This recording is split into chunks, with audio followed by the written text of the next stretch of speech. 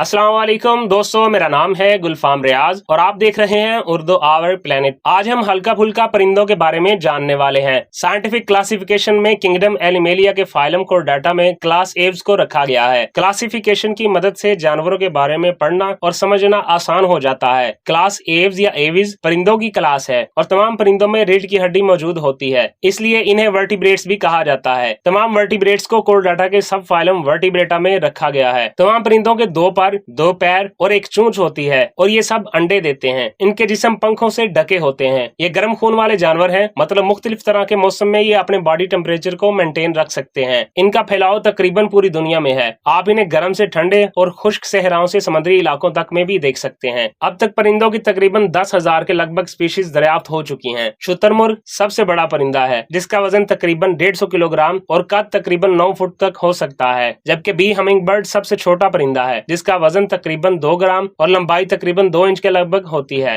शाहीन, उकाब, मोर, मुर्ग, चिड़िया, तोता, कबूतर, उल्लू, मैना, कौवा और पेंगुइन वगैरह भी परिंदों की मिसालें हैं। नेचर में इकोसिस्टम को स्टेबल रखने में परिंदों का बहुत अहम किरदार है। ये कई दूसरे जानवरों की खुराक भी बनते हैं और इनकी वजह से कई कीड़े मकोड़ों की आबादी भी कंट्रोल में रहती है। इनके फुजले में ऐसे बीज भी होते हैं जो हजम नहीं हो सके और ये बीज नई जगह पर एक नया पौधा बन जाते हैं। इस तरह से जंगलात को बढ़ाने में परिंदों का भी थोड़ा बहुत किरदार मौजूद है। परिंदों की अहम खसूसियत ये भी है कि ये हवाओं में उड़ सकते हैं। इससे ये कई शिकारी जानवरों से बच सकते हैं और इन्हें अपनी खुराक की तलाश करना भी आसान हो जाता है। कुछ परिंदे उड़ नहीं सकते, इन्हें फ्लाइटलेस बर्ड कहा जाता है। इनका जिस्म भारी होता है और इनके पर इसके मुकाबले में छोटे होते हैं, जिस वजह से ये उड़ नहीं पाते। शुतुरमुर्ग, कीवी और पेंगुइन वगैरह इसकी मिसालें हैं। आज के लिए इतना ही। मिलते हैं किसी नई वीडियो में बर्ड की तफसीली इंफॉर्मेशन के साथ। तब तक के लिए इजाजत दीजिए। अल्लाह हाफिज।